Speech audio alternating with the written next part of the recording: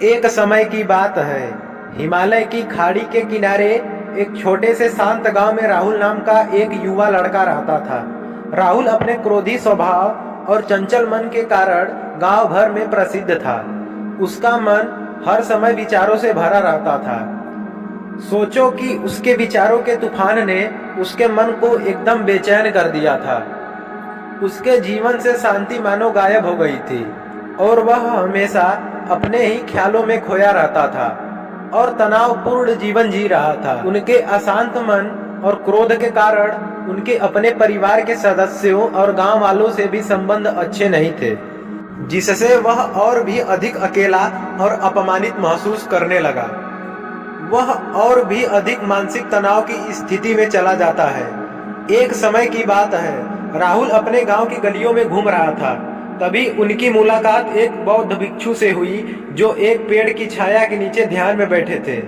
बौद्ध भिक्षु के चेहरे से निर्मल शांति की आभा झलक रही थी। इस असीम शांति में राहुल बौद्ध भिक्षु की ओर आकर्षित हुआ। जब राहुल बौद्ध भिक्षु के करीब आया तो उसे अपने आसपास एक सकारात्मक ऊर्जा का एहसास हुआ। भरत को एहसास हुआ कि इस असीम शांति और सकारात्मक ऊर्जा का स्रोत कहीं न कहीं इस बौद्ध भिक्षु के भीतर ही है।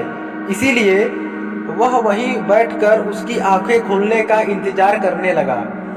थोड़ी देर बाद जब बौद्ध भिक्षु की आंखें खुली तो उसने एक युवा लड़के को अपने सामने बैठा पाया, जो बहुत तनावग्रस्त और नकारात्मक भावनाओं से भरा हुआ लग रहा था।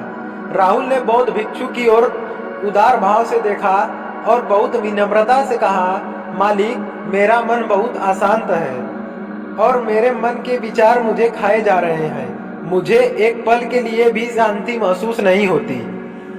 क्या आप मुझे सिखा सकते हैं कि मैं अपने अशांत मन को कैसे शांत करूं?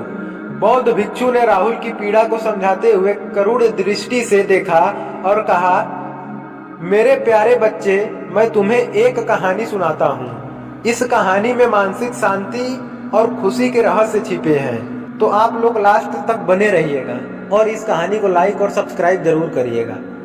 बहुत समय पहले की बात है। एक नगर में शक्ति नाम का एक आदमी रहता था। शक्ति बेहद महत्वाकांक्षी व्यक्ति थे और उन्हें हर काम में लोगों से मदद की जरूरत करनी पड़ती थी। यदि उसे किसी से असफलता और बुराई सुनने को मिलती थी तो वह गहरी चिंता और तनाव में चला जाता था।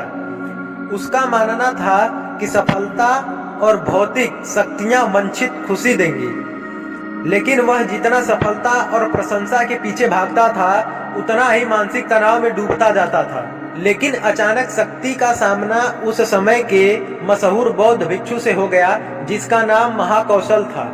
महाकौशल अपने शिष्य को ध्यान की शिक्षा देते थे और वह स्वयं एक बहुत ही ध्यानमग्न और प्रबुद्ध व्यक्ति थे।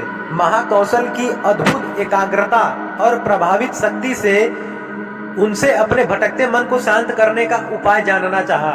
शक्ति ने कहा कि महंत, मैं हमेशा सफलता के पीछे भागता हूँ और लगातार अधिक हासिल करने की कोशिश करता हूँ, फिर भी मुझे कोई क्षणिक संतुष्टि या आत्मसंतुष्टि नहीं मिलती। इस निरंतर बेचैनी के बीच मैं शांति कैसे पा सकता हूँ? बौद्ध भिक्षु ने करुण दृष्टि से उसकी ओर देखा और उत्तर दिया, आपका मन एक अशांत नदी की तरह है जो हमेशा बहती रहती है। आप कभी भी शांत नहीं रह सकते। इसीलिए इस अशांत मन को शांत करने के लिए आपको अपने विचारों को बिना किसी रुकावट के जाने देने की कला सीखनी होगी। शक्ति को आश्चर्य हुआ और उसने पूछा कि मैं अपने विचारों को कैसे जाने दूं? आखिर मैं भी तो अपनी इच्छाओं और महत्वाकांक्षा से बंधा हुआ हूँ। यह सुनकर बौद्ध भिक्षु मुस्कुरा दिए। बौद्ध भिक्षु कहा, कल्पना करें कि आपके हाथ में पानी का एक गिलास है। अब आप इसे जितनी देर तक पकड़ कर रखेंगे यह उतना ही भारी होता जाएगा, और अगर आप इसे काफी देर तक पकड़े रहेंगे तो आपके हाथों में दर्द होने लगेगा। लेकिन अगर आप उस पकड़ को ढीला कर देंगे और छोड़ देंगे तो आपका बोझ खत्म हो जाएगा। राहुल ने पूरी कहानी और उसका संदेश ध्यान पूर्वक समझा। वह समझ गया अपने विचारों और इच्छाओं से चिपके रहने से उसका बोझ बढ़ जाता है और अंदर ही अंदर अशांति पैदा होती है। अब राहुल को कहानी का अंत सुनने की उत्सुकता से प्रतीक्षा थी। यह कहकर बौद्ध भिक्षु ने कहानी जारी रखी। एक बौद्ध भिक्षु की बात मानकर शक्ति ने विचारों को त्यागने का अभ्यास शुरू कर दिया। वह बिना किसी पूर्व निर्णय के अपने विचारों और भावनाओं को आते जाते और देखता रहता था। अब उसने विचारों को पकड़ना बंद कर दिया था। विचार उठते थे और अपने आप चले जाते थे। धीरे धीरे उसे यह एहसास होने लगा कि उसकी इच्छा और भावना ही सब दुखों का कारण है। जैसे जैसे शक्ति ध्यान में गहरे उतरते गए, उन्होंने पाया कि वर्तमान में जीना ही आंतरिक शांति का एकमात्र स्रोत है। वह दुख को वर्तमान में स्थापित करके अपने मन की निरंतर बकवास से छुटकारा पा सकता था। धीरे धीरे शक्ति का मन एक शांत झील की तरह हो गया, जो बाहरी दुनिया को अपने अंदर प्रतिबिंबित करता है। उन्होंने जीवन की सादगी में संतोष और अधिक महत्व दिया और भौतिक संपत्ति के प्रति अपना लगाव छोड़ दिया। तो दोस्तों, इस कहानी से हमें यह सीख मिलती है कि अगर आप भी खुश रहना चाहते हैं तो भविष्य की चिंता छोड़कर वर्तमान में जीने की कोशिश करें। इस बात पर ध्यान दें कि आप दिन भर में क्या करते हैं और अपने आसपास होने वाली घटनाओं पर आप कैसे प्रतिक्रिया करते हैं। हर काम पूरी जागरूकता के साथ करें। जब आप खाएं तो प्रत्येक टुकड़े के स्वाद का आनंद लें। जब आप सूरज की रोशनी के सामने खड़े होते हैं तो उसकी गर्मी महसूस करें।